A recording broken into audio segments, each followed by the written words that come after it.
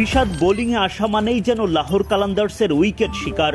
বাংলাদেশের লেগি রিশাদ হোসেনের দুর্দান্ত বোলিংয়ে লাহোর কালান্দার্স পিএসএল এর ফাইনালে। এক প্রান্ত থেকে সাকিব, আরেক প্রান্ত থেকে বোলিং করে গেলেন রিশাদ। যদিও লেগ স্পিনার রিশাদের সাফল্যের পাল্লাই ভারী। সালমান আগা, শাদাব খান, জিমি নিশামদের মতো ব্যাটারদের ফিরিয়ে লাহোরকে ফাইনালে তোলার অন্যতম নায়ক রিশাদ।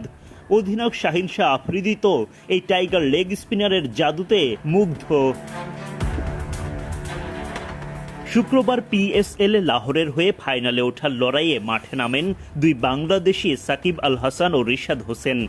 ইসলামাবাদ ইউনাইটেডের বিপক্ষে আগে ব্যাট করতে নেমে 202 রানের বড় পুঁজি পায় লাহোর। শেষ ওভারে ব্যাট করতে নেমে সাকিব ডাকের শিকার হন। শেষ বলে রান আউট হওয়া রিশাদ 2 বল খেলে 5 রান করেন।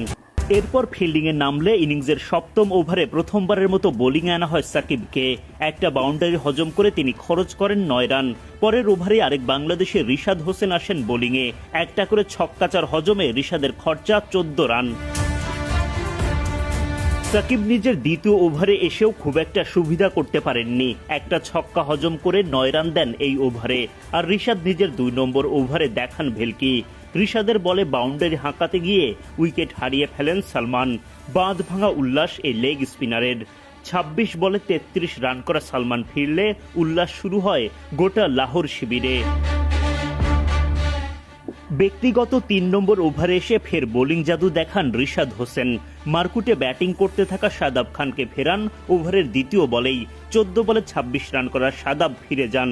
অধিনায়ক শাহিনের বাহবা পান রিশাদ। পঞ্চম বলে নিজেই দারুণ একটা ক্যাচ নিয়ে জিমি নিশামকে ফেরান রিশাদ।